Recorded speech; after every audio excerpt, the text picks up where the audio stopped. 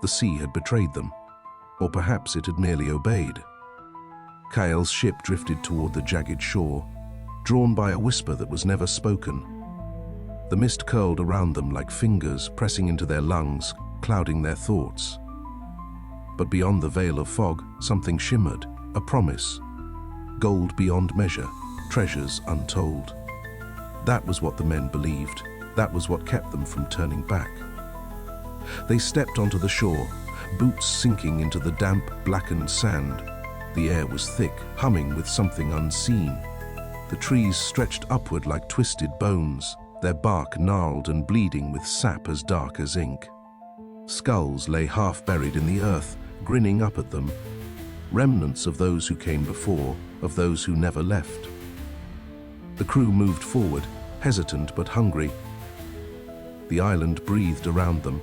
It felt them, watching, judging. In the distance, unseen eyes followed their every step. The sirens knew men like this, men who came to take, to claim, to carve their greed into the land. They had sung their song, lured them in. The men did not know it yet, but the isle had already sealed their fate.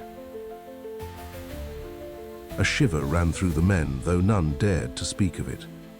The mist thickened, the stillness deepened, and suddenly the promise of gold did not seem worth the weight of unseen hands pressing on their chests.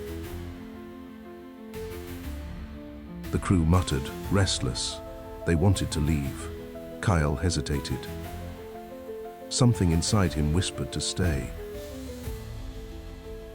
But a captain knows when his men are on the edge of fear, and fear makes men reckless.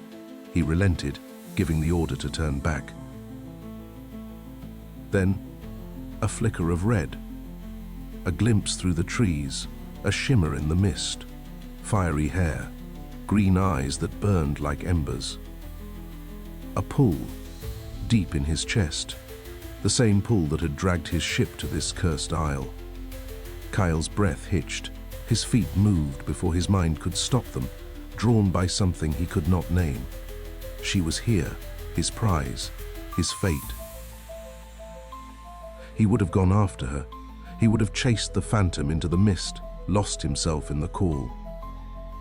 But a rough hand caught his arm. "Captain, no!" A sharp pull, a break in the spell. The voice of his crew. Kael turned, his heart hammering against his ribs, his pulse screaming to fight the grip that held him back. But the mist thickened, swallowing the vision whole. She was gone. For now, he would leave the isle, but he would return